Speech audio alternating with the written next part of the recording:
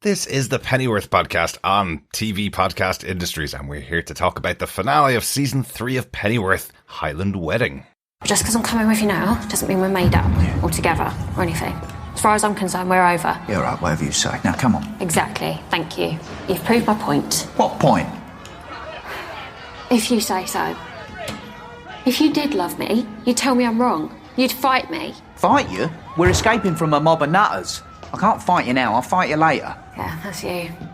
Always avoiding the issue. Always twisting your way out of being honest. I'm always honest with you.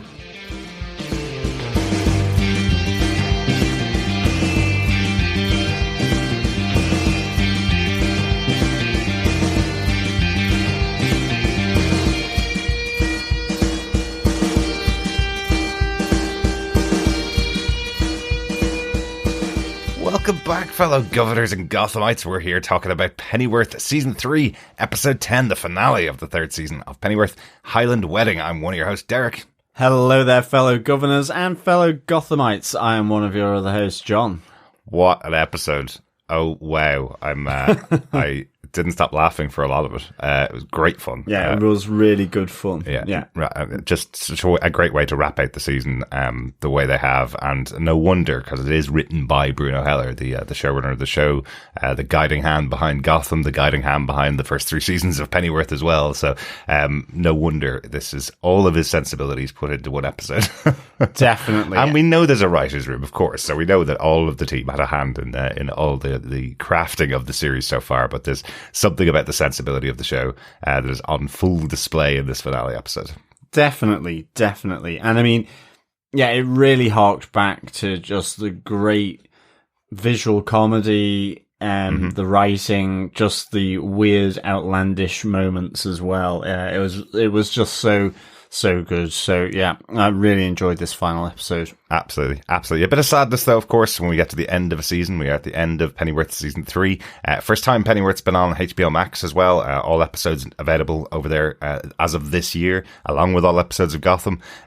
But it was only commissioned for this one season for HBO Max. It was actually originally commissioned for Epix and moved to HBO Max. So we don't know about the future of the show, whether there will be a 4th season or whether the story will continue. I do like how they capped it off. So it's still possible. Absolutely. There could be a future here. We haven't closed out any of the storylines and done a time jump 20 years into the future to have older Alfred with young Bruce Wayne. We haven't done any of that. So there are still stories to tell if they wish to tell them. Yeah, who knows? Also, though, a big thank you to our fellow Gothamites and governors who have joined us and subscribed to the podcast for this season of Pennyworth.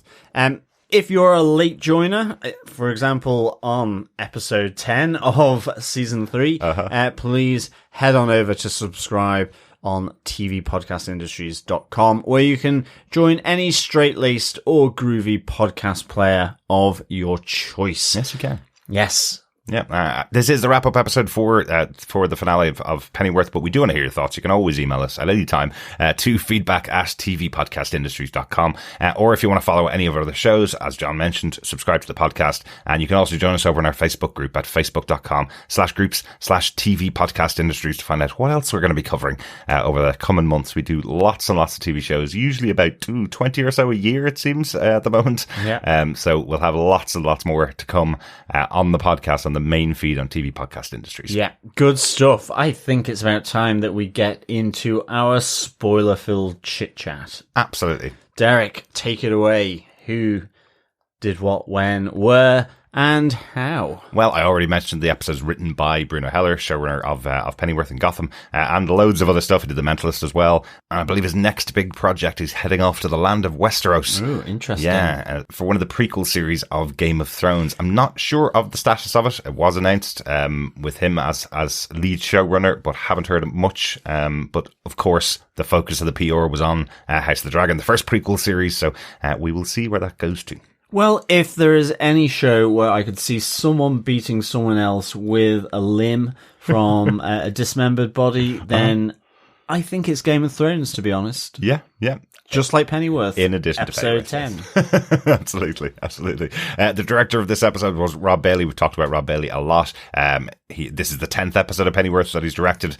He directed the penultimate episode of season 1, the last 2 episodes of season 2, and once again, the last 2 episodes of season 3 as well. And he directed 11 episodes of Gotham. So just one shy of the same number of episodes for Pennyworth. But of course, Gotham ran for a couple more seasons. Gotham ran for 2 more seasons than Pennyworth has so far. So great to have Rob on board.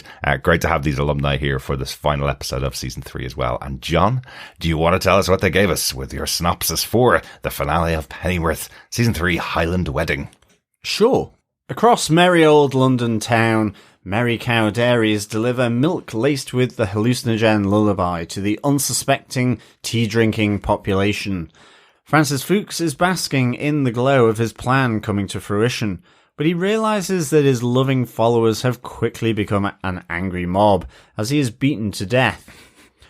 Witnessing the murder and learning of the tainted milk, Dave Boy and Sally head to the Queen Anne's Revenge to warn all the patrons of the impending danger and not to drink the tea. Meanwhile, Lucius gets an SOS out of level 7, and Alfie and Martha break in to save them. But Lucius can't leave without saving Bet and the rest of the PWEs, while locking General Thursday and his army in the bunker.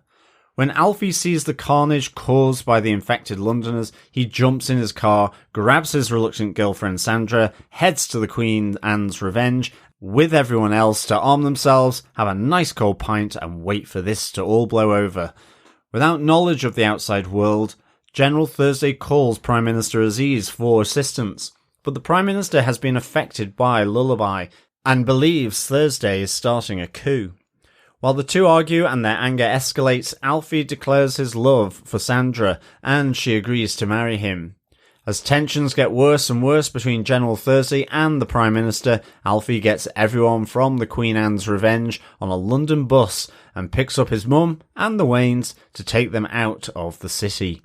With everyone gathered to witness Alfie and Sandra's wedding, their vows are rudely interrupted as a bomb ordered by General Thursday is dropped on number 10 Downing Street, just as Prime Minister Aziz wakes from his hallucination. Ooh, yes. It doesn't sound as funny as the episode actually was when you're talking about bombs landing on number 10 Downing Street. Yes, exactly. And violence going on all across the city, but lots of great comedic moments throughout this episode. Definitely. But shall we get on to our first point from the episode? Yeah. Saving Lucius and the PWEs. Yeah, let's start out there as Lucius is stuck in level 7 after effectively releasing all the PWEs from their imprisonment, and they've been battling with the army of General Thursday below ground. They have no way out because they're all still trapped in level 7. So I love this kind of showing of Lucius's ability to create gadgets out of anything, the kind of MacGyvering of a phone where he makes the phone call and is able to get in contact with Mr. Chadley, who's sitting in his office, gets the phone call, smashes his bottle of milk. Thankfully, so he doesn't get caught by the hallucinogens, but gets this SOS message out, which is all he gets out is SOS, level 7, and that it's Lucius here. But that's enough for Chadley to piece it all together and call in Alfie and Martha to go and help him out. Yeah, I loved how efficient all of this was, because I was thinking, how is this all going to play out? Yeah. But ultimately, it is a citizen's arrest of level 7 by Martha and Alfie. Yeah. And General Thursday acquiesces quite easily here. Yeah. Not without a lot of huffing and puffing and, dare I say, blowing the house down. Yes. Kind of noises coming from General Thursday. I mean, he certainly doesn't take it easily. But I love how, really they just managed to infiltrate into this bunker, because it's the same entrance as level 6. It's just... And of course, there's no level 7 button to press like there is for Lucius to get to his normal office on during a regular working day. But instead, they need to use the guard's eye as the identification to get the lift to open up access for going down to level 7. Yeah, really like the little comedy moment with Martha revealing her pass only gets her to level 6, and then she asks the guard, does he have access to level 7? Yes, he does. Okay, Alfie, take him out.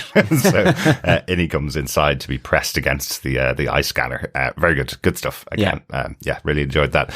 But yes, we get Lucius obviously really happy that he's made contact with the outside world and that he's going to be freed, but he needs to do a few things before he leaves here. He needs to get Bet free first. Bet reunites with everybody. Again, another great really moment with her. It's a long story. First off, I killed John Salt. It's a long story for another time.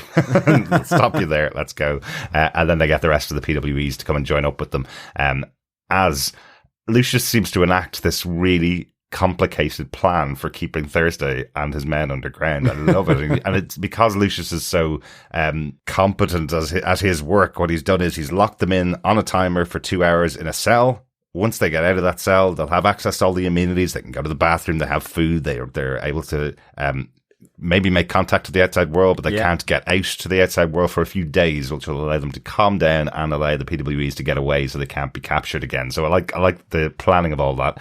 And if they do try and break any of the defenses, which were in the plans from General Thursday in the first place, then the entire place will explode. Yes. So I like that it's all jerry-rigged. If somebody tries to get in from the outside world as well, if he calls on external troops to come and get them out, the place will explode. So I like that this is all playing on the knowledge of Lucius, and he has this kind of 3-step plan to make sure they can't get out into the world to stop him and his PWEs. Very smart man, that Lucius. Absolutely. Yeah. General Thursday is well and truly trapped down here. And of course, that later on really sets him off. He's not in a good mood anyway because of this. He's lost his PWEs. Yeah.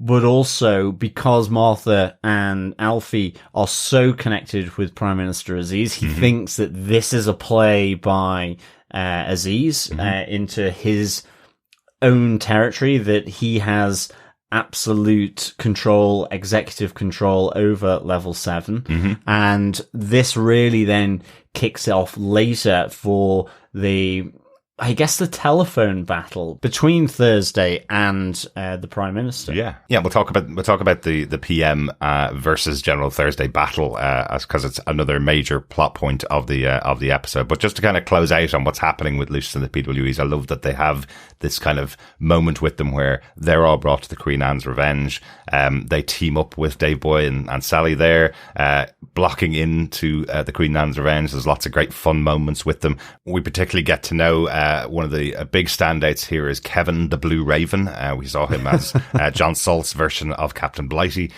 Very nice, friendly chap, singing karaoke with the rest of the crew as they all get a bit drunk. I think that's probably because they've replaced the usual tea drinking of the team with drinking beer from behind the bar. I'm sure that is the rational explanation, definitely. But certainly for me, I just thought this was so wonderfully weird. But I guess it's kind of almost that bunker mentality end of days where it's like, well, if I'm going to go down, I'm going to go down, enjoying myself. Absolutely. So why Singing, not have... I Will Survive. Yeah, why not have an ironic karaoke performance from one of the PWEs, who did also choose his own modified words for this, appropriate for his blueness. He absolutely did, yes. The line he changed to was, I will survive, and you see me, somebody blue. Just as Alfie interrupts him. So you see me, somebody blue. Very good. Yes, very good. Exactly. Like it, Bruno Heller. It was really good. I mean, there was so much at the Queen Anne's Revenge because, firstly, we see Chanley there taking that phone call from Lucius with Peggy Sykes looking on. Yes. Trying not to wake the baby. But looking very severe. Yes. Sort of very put upon. Again, we have Sally and Dave showing up in an absolute tiswas because they've just seen Francis Fuchs being beaten to death by his own creation, which was a great moment. And again, another bit of the episode where I was thinking, well, is he going to kind of persist, really? Is he, kind of going to melt into the background? He might be for another season. But no, he's absolutely taken out by his angry mob. lullaby infused angry mob. So, but at least in that moment, that's when they realise what's happened here. It is the Merry Cow Dairies that have been responsible for this drip feed of the lullaby drug to the wider population. And of course, you see everything starting to break down with angry mobs all over London. Yes. And certainly as Lucius, the PWEs, Martha and Alfie managed to get from level 7, they realise something is slightly amiss. Topside, definitely, for sure. I think my favourite of them is the news reporter who's trying to announce it on the news and then gets attacked by her boom operator running it onto the screen.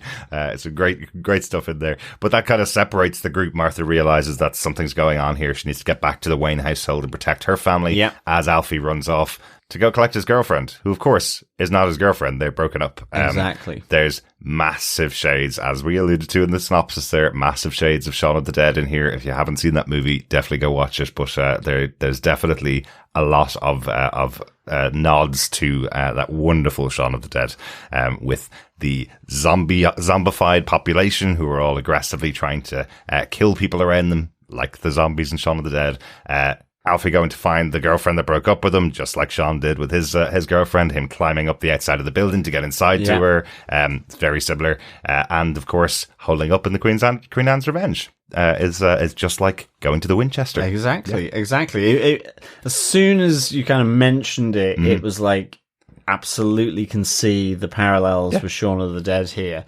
And again, it was like really good, just the visual comedy, the comedy here was absolutely, I think, some of the best throughout this season. Yes. As I say, with the off-the-wall karaoke being done, I think as well, just that sense of all the PWEs coming together as well. We had a fantastic moment as the angry mob start encroaching on the defences that they've put around the Queen Anne's Revenge, where Bet takes one of them out by ripping off his arm and beating him with it. And it's just kind of so matter-of-factly done that it was it was just a great scene to see. The reuniting of Bet with Peggy, and Peggy was like, effectively saying, I can't believe you left a baby with me.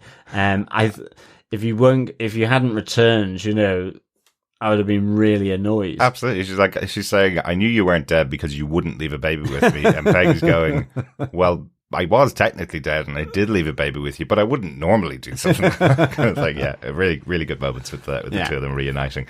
Of course, when you have this in a final episode, when you have, these characters coming back and having moments together like this, we see everybody on screen from the series, every major character who's been an influence on the story this season gets a moment where they come on screen. We even have Roger turning up at the Queen Anne's Revenge looking for his now girlfriend, Mrs. P. Since he can't find her at home, he goes to the pub to catch her, so we know he's safe as well. There's nobody left out. As far as I could tell, there's nobody really left out from the story that doesn't appear in this episode. Because Mrs. P is with the Waynes. I do love the fact that, as well, the Waynes narrowly escape ingesting the lullaby drug by just not wanting tea after all the events of the previous episode with the kidnapping, the extortion and so on. And they just need sleep or need something a bit stronger than tea. And you don't normally see that, really, especially in a show like this. It kind of moves on a couple of days after big events, but here just even seeing Mrs. P curled up on the chair after all she's been through, where she's like, I could sleep for days. But yes, this whole tension that's there when Gladys comes up with the tray full of tea with milk on the side, and you're going, which one of them's going to drink it? But I like that it leads into that argument again with Thomas and Martha as to why she feels she has to save London, has to save Lucius. Why should they be doing that when they've just had a massively traumatic experience with their daughter kidnapped? And it's a really good argument. And I like that eventually, even though Martha goes off to save Lucius, she comes back, they have the discussion again, and she says, we should save London. I have no idea how to do it. Maybe we should just leave. So they kind of are on the same place by the end of it. Also, that Gladys, the housekeeper, is effectively tied to the chair because she drank all the tea because they didn't touch a drop of it. Exactly. And so poor Gladys is tied up with nowhere to release her anger. But at least we do know it wears off eventually, Yes. as with Dave Boy. Yes, I liked Samantha being particularly tickled at the fact that Mrs. P had to sit on Gladys to keep her down before she killed anybody in the house. I thought that was great fun. Yeah, as well. definitely. But yes, the escape that they have from the Queen Anne's Revenge is getting on a London bus to take you where you want to go, right? It's it's the 70s. The bus service runs really well. So Alfie commandeers the London bus that's parked outside after they kill a fair few of the attackers. Oh, definitely, yeah. And off they go. And of course, after he has made up with Sandra as Yes, well. So, of I mean, course. importantly, she actually does come with Alfie grudgingly to the Queen Anne's Revenge. Yes. She's not entirely bought in, but she sees him there defending all the people holed up in the Queen Anne's Revenge, and, you know, something then they cross eyes and it gives him the courage to go and enact effectively the advice that his mum gave him in the previous episode. And this seems to have the desired effect for the both of them. It still seems a little, I mean, you know, I'm not going to split hairs here, although maybe technically I am, but, you know, it's very much, they certainly draw the line in the sand very quickly and then decide to get married. But that doesn't matter. I'm just saying, you know, the upshot of it is that they profess their love and the marriage will go ahead. Or will it, I guess? Well, we did have that pause moment before did. when he's saving Sandra, and Sandra tells him, you know, unless you're going to be honest with me, unless you're going to tell me one true honest thing, we can't ever be together, and I can't trust you in anything other than keeping me safe from attackers, which she tends to fall into because of things Alfie's done. For the most part, she tends to be a target quite a lot because she's kind of within Alfie's sphere, let's say. Yes. So he does tell her the truth. He does say that he slept with somebody else since the last time they were together with Zara. Yeah. So he does tell her the truth. That's kind of the starting point. But because he is standing in front of a full room of people declaring his love for Sandra, which is what she wants. She wants him to say, I love you and I want to spend the rest of my life with you, not I got you pregnant. I'm going to put a ring on your finger because it's the right thing to do. Yeah. And he does all of that. I don't really want a kid. Exactly. He genuinely says they want to spend the rest of their lives together. But as you alluded to, we do have the wedding out in the copse, out in the countryside, overlooking London, where Lucius is officiating. Sandra says her vows. She says I do. She says that she'll be married to Alfie. But the bomb that goes off does come in just before Alfie says his I do, which I thought was quite a good choice there. If you're going to keep it open and Alfie's never been married, it's a good way to do it as the bomb goes off, isn't it? It certainly is. It was very good. I loved that it happened just there. Right there. Keep the mystery, keep the suspense. Yep. Did he, didn't he? Was he, wasn't he married? Loved that timing of the attack on number 10. Yeah. Absolutely. Is that 2 seasons we've had now that have ended with characters getting married? We had Martin Thomas that ended one of the seasons getting married, and now this season ending with another wedding. If they get a season 4, maybe it will be Mrs. P and Roger. Oh, maybe, or Dave Boy and Sally. Yeah, well, they've got another 2 seasons in them. There you go.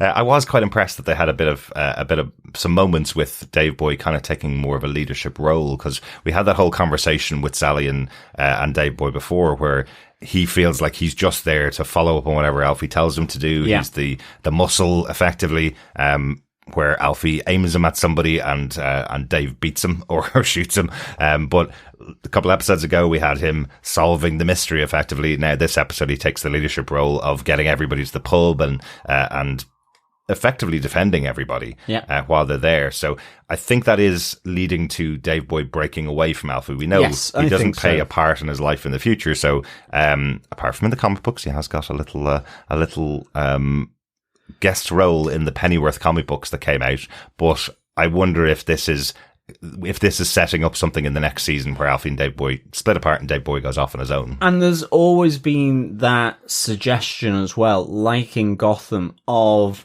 Alfred's past coming back, not necessarily to haunt him, but, popping its head above the parapet. Yes. Like in Gotham with the return of one of his comrades from the army. We've seen that in the comics as well, not just in the Pennyworth comics that really have accompanied this show to some extent, but in some of the Year One comics as well. I think Batman Year One alludes to his past, Alfred's past as well. But yes, that's the nice side of the ending, let's say, when we get through to the wedding of Alfie and Sandra. Yeah, I guess it was like a big firework. But let's talk about the other more political side of of what's going on. A final point really is the PM versus General Thursday. Because we've had the politics going on in the background throughout the season, they really have not focused on them. This has been the story of Alfie, who's not very political. It has to be said. He's a man that works for whatever money he can get. So he hasn't been really focused on it. Even though he was defending Zara from Kalpoor, he didn't get involved in the politics of what was going on in the situation. There's a little nod to that in the opening scene, where we see the newspaper that's being carried by Mr. Chadley. The headline that's on there is saying that tensions are rising in Kalpoor. Yeah. So that's still going on in the background. But there's this internal strife that we've seen between the army led by General Thursday and Prime Minister Aziz, which escalates and escalates in a series of people not understanding exactly what's going on the other end of the phone. And you really do worry about some international tensions that may be going on, or even internal tensions that go on in the real world when this kind of conversation can happen. Effectively, as we went through the opening sequence, we saw the amount of people that didn't drink their morning cup of tea. The one person that did was Prime Minister Aziz. Yes. And from that point onwards, he's in a fantasy world where he is the King of England, it seems. Yeah. And that's effectively how he approaches General Thursday when he calls to try and get himself and the soldiers released from level 7 that Lucius has trapped them in. So this almost felt like almost Dr. Strangelove type-esque in a way, yes, because of the misunderstanding between them, because you have someone who is hallucinating, not knowing that they're doing that because they've taken a drug through their morning cuppa.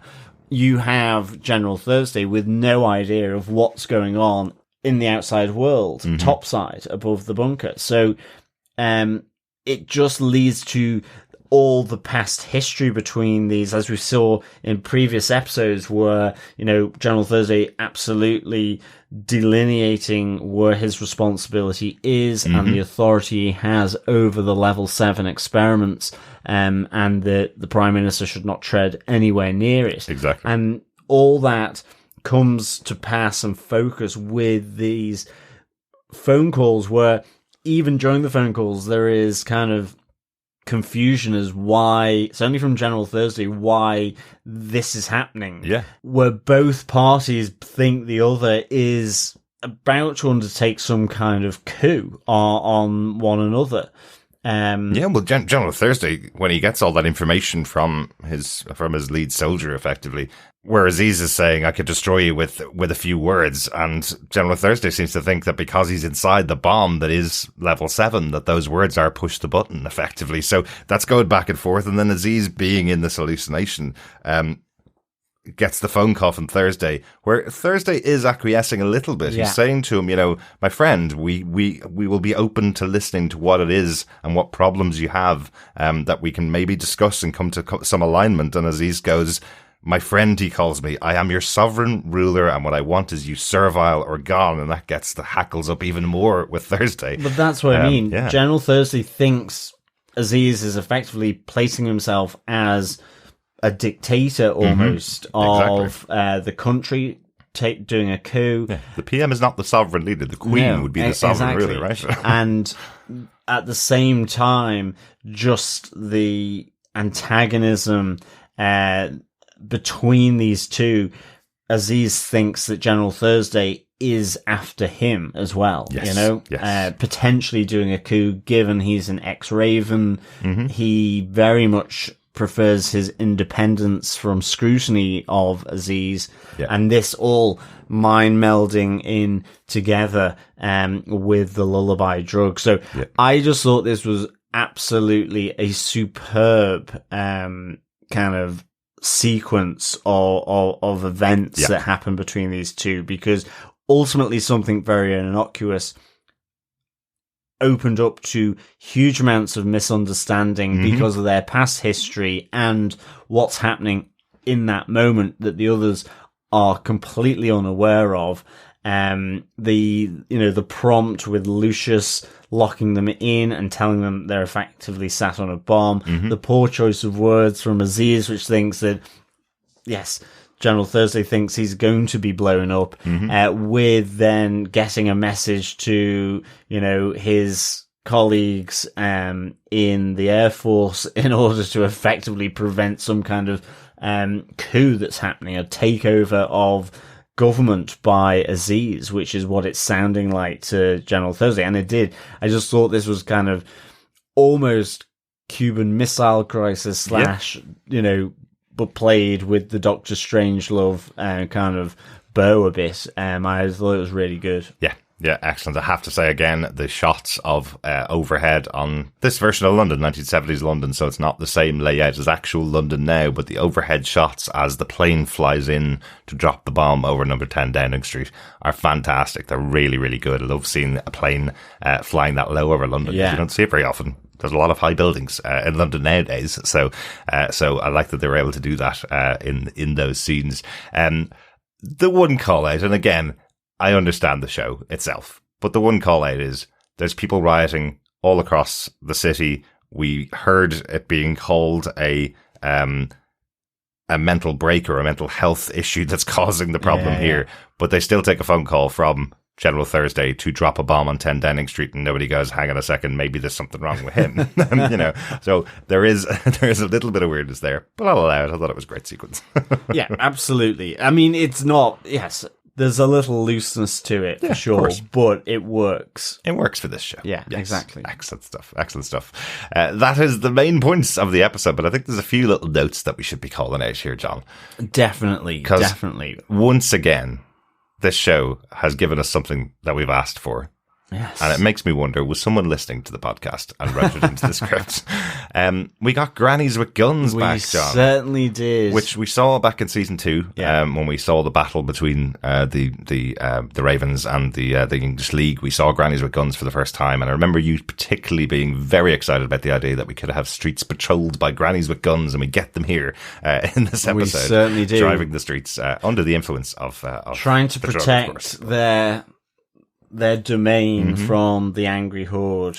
Yes. Yeah, really enjoyed that. Or maybe about to go and join the Angry Horde after having their morning cup of tea. Not entirely sure what side they were on, because they were certainly flailing around with those machine guns quite a bit. But Granny's guns, always a good sign. Yeah. Love that little reference in there, for sure. Yeah. There was one other cameo, I guess. I think so. Which is the voice in the lift that takes Martha and Alfie down to level 7 is the voice of the London Underground, or it certainly sounded like that. The voice of the London Underground announcement of Mind the Gap, I think so. as the lift goes down level 7. Whether it is, couldn't really tell from the credits, but it is Emma Clarke who does the voice of Mind the Gap, and it sounded very much like this voice that is in the lift that takes Alfie and Martha down to level 7. It does, and it's even the phrase itself, level 7 access granted, mind the closing doors. So it does sound very like her. I hope it is her. Unfortunately, isn't in the credits there because it is just a one-line gag, I'd say. So we don't see in the credits there, but well done if it is Emma Clarke. It worked definitely. really well. If you've ever been to London, you know that voice very, very well. Yeah, absolutely. I just wanted to call out 2 other things about Sandra, which I really enjoyed this episode for shining a light on. Number one is Sandra thinking that all the attacks that are going on are her fans, because fans be crazy. Basically, I'm used to this all the time. They're always outside my house shouting for me, and Alfie's kind of going, no, they're shouting for your blood. I know they're carrying posters, but they're crazed fans now. I thought that was really good. And, of course, Beth asking the question of the series, what the hell does candles and caravans actually mean? What the hell is it about? How has it gotten so popular? It's a beautiful song. She's got a beautiful voice. I get it. But caravans and candlesticks doesn't really have any meaning at all. No, so, yeah. It doesn't. Yeah, except being out of power, I suppose, on a caravan holiday. I guess so, yeah. Maybe. But, yeah. Maybe that's it. No major quotes in the episode that need to be deciphered. Just one or two, and I'm not too sure whether they would translate to the American audience. Of course, as we've mentioned, the show is only being broadcast on HBO Max, so only North American viewers and South American viewers getting to see the show on a regular basis. Two that I caught, Bet saying, I know you got the hump with me. I think you could probably tell by context that just means I know you're irritated at me or are annoyed by me. And the other one was, again, we shouldn't really step into trying to translate things that Alfie said after our complete mistake last week. But effectively, it's when Martha thanks Alfie and he says, there's no need to thank me. There's a tenner in it. That's a callback to Martha saying she'll pay him for going into level 7. A tenner just means £10. So he's just saying, I'm being paid for this. That's why. Yeah. So I don't know whether that's something. I know people don't call $10 a tenner at all. So just they may not have caught what Alfie was saying there. That's the only reason I've put it in there. But I think that's it for all of our notes and thoughts on the episode. But John, how would you rate the finale of season 3 of Pennyworth? I thought it was a really good wrap-up. I would give this 4.5 drug-infused cuppers out of 5. Excellent. Yeah. I think this is very high up there for me for the show. They've done it again. They've rounded out the series on a high with a great episode. I found out the season with a high. I always forget whether we call it seasons or series, because we call them series over here. Yes. But rounding out the series would mean it's the final ever episode, basically. So, but we don't know that yet. So, but I think it worked out very well. I think gathering everybody together in one location is a great way of doing it, and kind of working out how you get everybody that is spread across the city into one location is always a fun thing to do with your final episode. And yes, the tensions between PM Aziz and General Thursday Definitely. were great to witness on screen. Really good. I mean, I had a lot of laughs in this episode, and I loved the mixed messages with the phone call between Thursday and Aziz. I love not having the I do from Alfie as well with the bomb drop. And it was just some really good, weird and wonderful moments for this episode, I think. Excellent. Yes. We are going to go on to some feedback for episode 9 and to our Royal Mail feedback section. We hope we're going to get in a little bit of feedback on the episode before we release it, because that's what we promised to do. We said we'd hold off on this episode, so you are listening to this episode a little bit late after the episode has come out. We normally release them on the day of release, but I think we're going to release this one a little bit later so we can get your thoughts in for the finale. So let's start off with a little throwback to last week. And last week we asked for some help on a line from Alfie, which we thought was Alfie calling the shape-shifting PWE a fug, and we didn't really know what a fug meant. We thought it was F ugly, effectively. A shortened version of fugly. Yes. And I think the only reason that was certainly in my mind was because of a previous episode of Drag Race UK with RuPaul. Oh, yes, because there was a dog called Fugly on the there. Yes, there was. And you'd only watched it a day or so beforehand. So, yes, that's probably what it was. And we want to say a huge thank you to Ricardo Bacagalupo, who sent us in an email to explain what we'd gotten wrong. He says, "Hi, John and Derek. Hope you guys are well. Just listened to your episode on 309 of the show. I worked on season 2 and 3 of Pennyworth. It's been fun listening to you guys chatting about what we did. I went back into the script pages to check. It's written as thug, not fug. Alfie's line is, my mom's got a certain sparkle. You just look like a thug. Looking forward to hearing what you think about the final episode. Thanks, Ricardo.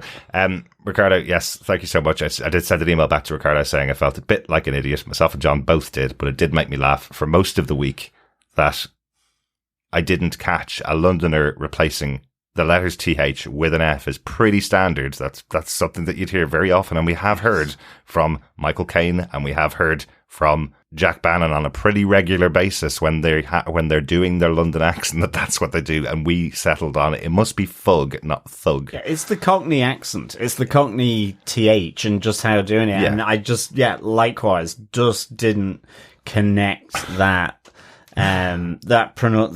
accented pronunciation. Yeah, we really should have got it. Why would he be calling a woman who looks exactly like his mother, played by the same actress? In fairness, we did say that on the episode as well. That's why we weren't entirely sure whether we had gotten it right. And thank you, Ricardo, for putting us right on that, because, for sure, we completely misinterpreted that one. Yeah, if there is a fourth season, maybe we aren't qualified to do the translation in every episode. Thanks so much for reaching out, Ricardo, and thanks so much for listening as well. Really good to hear from you.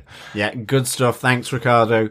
We also got an email through from Victor Von Doom on last week's episode 9, who says, "Greetings, Batverse. Well, to paraphrase Alfie, this was not how I thought this would go. Alfie totally bumbled his marriage proposal. Shouldn't he have brought a ring and taken Sandra to dinner? Mm-hmm. Now Sally wants Dave Boy's help. Sam is kidnapped by Virginia. I was pleased to see her sorted. Mm-hmm. What possible influence has Patricia on the story? Lucius is playing hero. Happy to see a powered Bet. Who will sort out General Thursday? I have a feeling either Peg or Bet will handle that. Mm-hmm. The one thing we saw coming is the mad plot of Fuchs. What a bonus. The return of Peggy and an enhanced Bet Sykes. Yes. What a great episode and series. Can't wait for the finale and next season. Cheerio, Batverse. Victor Von Doom. Thank you, Victor. Absolutely. Yes, I think the influence that Patricia has on the story is to come out with some key corking lines that I think everyone would say in the privacy with people who are close to them, or just being quite frank and honest, because her deadpan delivery, her honesty around it certainly has gotten laughs out of me, and I think that might be the main reason. Certainly as well, I guess, in this time of Thomas Wayne's life, this era of the whole Batverse, it's also interesting to lob in a sister, or dare I say, even the daughter with Sam. Yeah, absolutely. And Patricia, of course, is she's the party socialite. So she's the one that connects everybody to this underground drug scene in London. So we have Sally with Dave Boy connecting him there, but now we have effectively Martha and the Waynes being connected through Patricia. She is hilarious. I love seeing her on screen.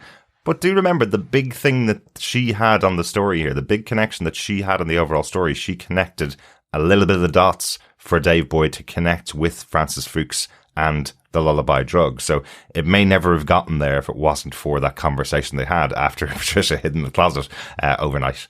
So she did have a little bit of influence, but I did like that the first thing she was going to do was get on a plane out of London because the place is crazy and everything's going to blow up. So yeah. I'm out. And certainly looking at this episode, it looks like concrete will sort out General Thursday if no one is able to find the mechanisms that don't blow it up. So maybe Semtex and concrete will be the downfall of General Thursday. Maybe, although sure.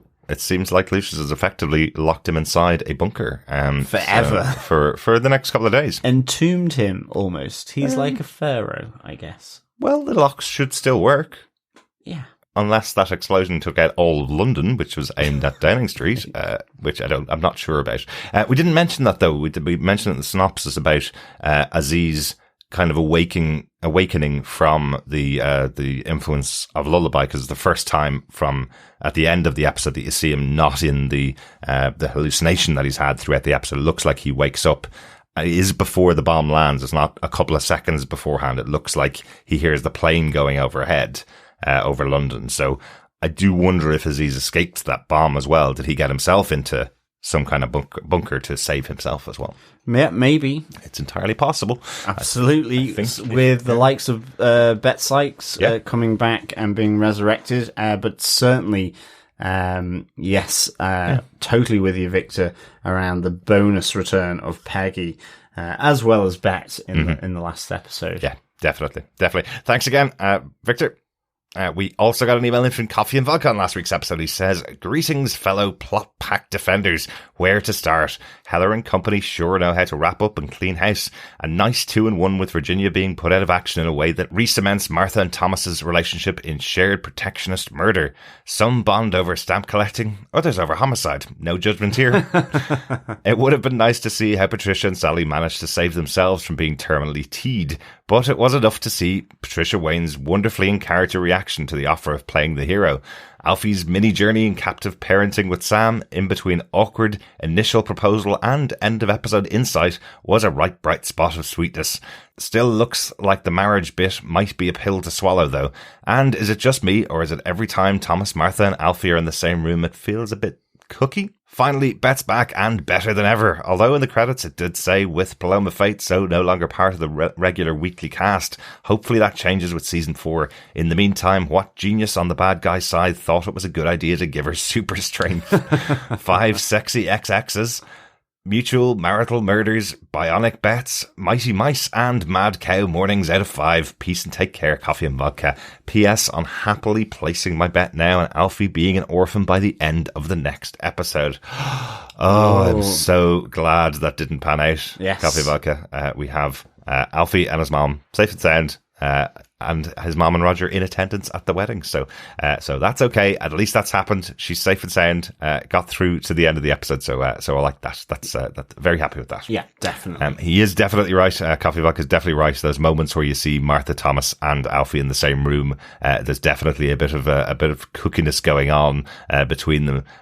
Wonder if Thomas still suspects what happened between Alfie and Martha. Maybe. As there's still some tension going on 5-6 years after that happened. I kind of feel that there probably should be, especially given what's been going on in their marriage throughout this season. And she calls Alfie pretty often to help out with their problems. So I could see it. I could see it. Definitely. Thanks so much, Coffee and Vodka.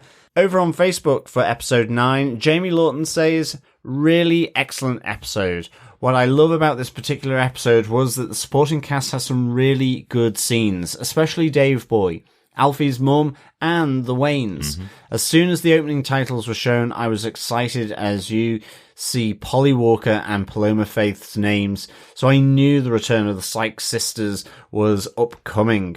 But Alfie's mum, Dorothy Atkinson, really stole the show for me, playing the evil clone of herself. Can't wait for the finale." Mm-hmm. Yeah, Dorothy Atkinson was just so good at that role. We've seen her as such a nice, loving character, bit of comedy throughout the series, and here she is playing a villain throughout the last episode. Really she really was. Dorothy Atkinson was really good in last week's episode, and yes, totally with you, having the Sykes sisters back in town. Always good. Great to have them have a moment with them together. Stuart Campbell says, "Finally caught up in time for the last 2 episodes. The demonstrators in the park were hilarious. Loved the sign of 'Nuts are the source of all evil.'" Really good to see Beth Sykes back, and looking forward to see what the next episode has in store. Hopefully we get another season of the show. Yes, fingers crossed, Stuart. Fingers crossed. I love the signs that the demonstrators had up in Hyde Park. It's really good to see. Yeah, absolutely. And finally, over on Instagram, Lucius Fox actor Simon Mayonda let us know that he's really been enjoying listening to the podcast, particularly because he wasn't able to watch Pennyworth for weeks. Yeah, it's a question that we had at the beginning of the series when we found out it was only going to be on HBO Max, and there wasn't a European release for the show, or a UK release for the show. What's it like for the actors themselves, and when they can't just show it off to their friends and family, other than screeners, of course, which I'm sure they do get. But effectively what it's like is you find a podcast like ours that's covering it, so you can listen at least to what the reactions of people that enjoy the show is. So thanks so much for joining us, Simon. Yeah. Really good to hear you enjoyed the podcast as well. Yeah, definitely. Thanks, Simon. Thanks for your work as Lucius as well. Yeah, absolutely. He's been great this season. Good stuff. That's all the feedback on episode 9. Mm-hmm. So thanks to all the fellow governors for sending in their feedback. That's all the feedback for episode 9. Mm-hmm. I think it's on with episode 10 feedback. Yeah, we're going to pause here and hopefully have some feedback in here for episode 10. And we're back after the episode has aired with a bit of feedback. And our first piece of feedback, of course, is about episode 6. Excellent stuff. Yes. Always good to get feedback in, no matter what episode it's from. Absolutely. And the feedback is in from Lucy Lewis, who has some thoughts on episode 6. She says, I know it's a little late, and we already know it's Thomas himself who shot his father by now. But for me personally, his behaviour in this episode was a bit of a callback to as early as season 1, during his time with Alistair Crowley. They have hinted as early as then that there was a darkness inside of him. I've always wanted them to pull on this thread, and I just think it's brilliant how they built up to it. I like your points about how this do-gooder pediatric doctor is a facade that his father sees through, and even Martha knew the moment he left what he was going to do. They knew about this side of Thomas, and now we too as viewers get to see that. That's a great point. I'd completely forgotten how much they'd stressed that back in that time back with Alistair Crowley. Yeah, absolutely. It's a really good point. And I mean, I guess it's also a bit of that echo of the battle within Bruce, as that vigilante and constantly being baited by the Joker. It's almost as though it's kind of been passed along with this darkness inside of Thomas. Hereditary darkness. Well, yes, if such a thing is possible. Absolutely. Great to hear from you, Lindsay. I hope you're enjoying this season of Pennyworth, catching up on it as the episodes are coming out. Yeah, thanks for the feedback, Lindsay. On the final episode, Coffee and Vodka says, greetings, fellow mind-milked defenders. R.I.P. Aziz, you great imperial badass. We barely knew you. Of the spate of deaths expected, I knew that Alfie had hometown ties to lose to better cement his future role with the Waynes. Hela, having had his mother dance with her bow to Delilah, was all the foreshadowing needed, but they majorly zigged that zag with not only her survival, but his one-word shy betrothal. The rest of the episode was a nice homage to Shaun of the Dead and No Man's Land. Hadn't expected to see Fuchs get his comeuppance, but zig me if I wasn't wrong again. Sorry to see Thursday win the day, yet another unexpected outcome.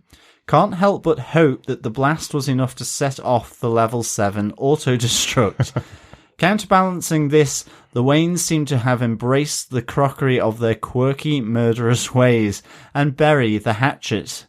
I guess no pun intended there from Coffee and Vodka. Coffee and Vodka continues, finally, if that was a nuke, Warner Brothers has their excuse should there not be a season 4. Have you heard anything? It's been a blast following this season with you guys and hope to do so again. 5 new nuclear families, Folks Ups, and 10 Downing Street landfills out of 5. Peace and take care, Coffee and Vodka. Great stuff, Coffee and Vodka. I'm glad you caught the Shaun of the Dead connection there as well. Definitely. But also Batman No Man's Land, which was used as the premise, I think, of season 4 of Gotham, if I remember rightly. Maybe season 5, actually. The final season started off with their reference to No Man's Land, that awesome arc in Batman comics. So maybe a little foreshadowing of that in the UK.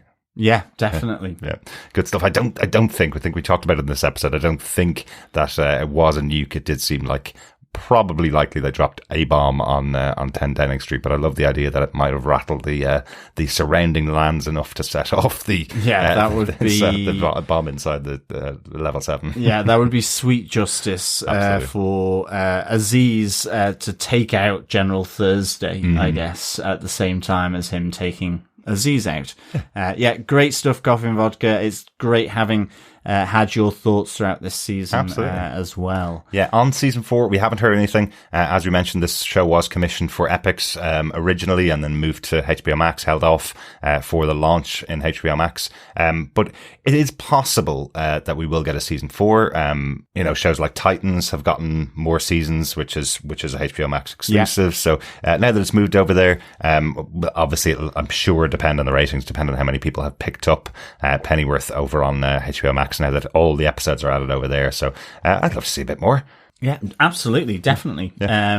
I think it's a nice kind of interlude where it's been left effectively, assuming it's not a nuclear destination, which, as I say, don't think it is, because it can really sort of move to Gotham in some respects.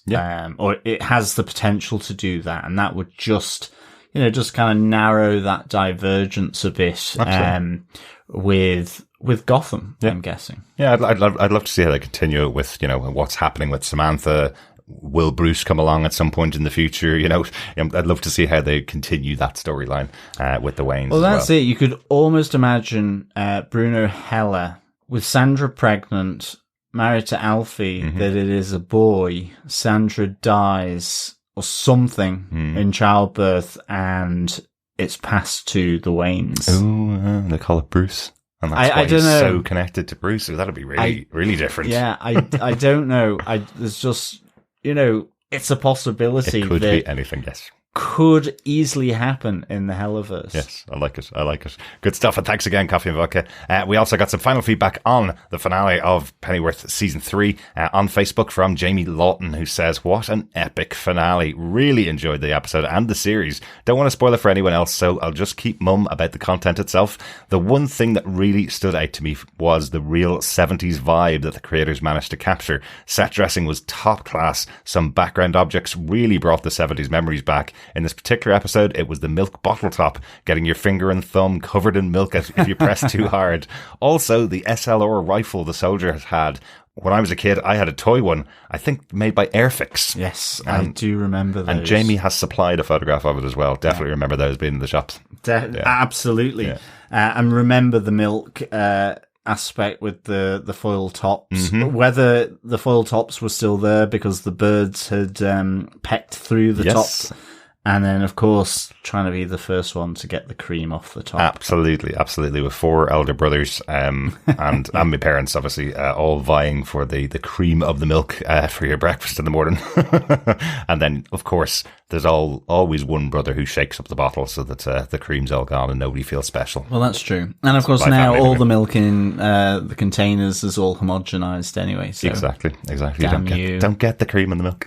Good stuff, Jamie. Glad it brought back a bit of memories for you there as well. I'm glad they're able to do that with this show, because they really do work very hard at getting it to look like a version of the 70s. Definitely not the 70s. They have some stuff there that couldn't possibly exist then, but I love that they do keep the essence of it. But I think that's it all the way through Pennyworth, and likewise with Gotham. The production design and feel was always just really top notch. I think if there was one word that I could say, it's always been quirky. It's been this really interesting mix of different genres and so on, but giving an overall feel. And I mean, certainly there is really that vibe from the very first episode, with the ravens. I mean, we had people hanging in cages off lampposts. Yeah. We had beef eaters with guns, real vibe of moving from those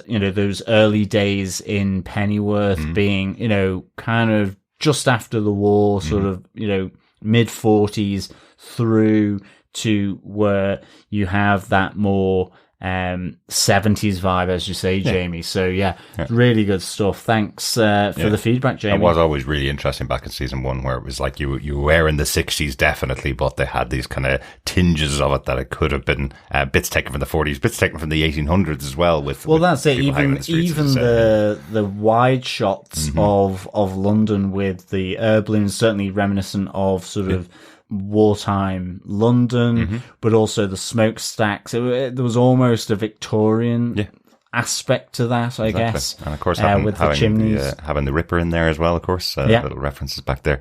And of course, we had the famous blimp, which we saw this season once, I think. And that famously continues on into Gotham as well. So some connections anyway as well. Good stuff. Thanks, Jamie. And thanks, everybody, for all of your feedback throughout this season. It's been great hearing from everybody, their thoughts. Please keep sending them in to us. We love reading them. Yes, absolutely. Thanks so much, Jamie, and to all the other fellow governors for sending in your feedback through this season. Absolutely. Back to us in the past to close out the finale of Pennyworth.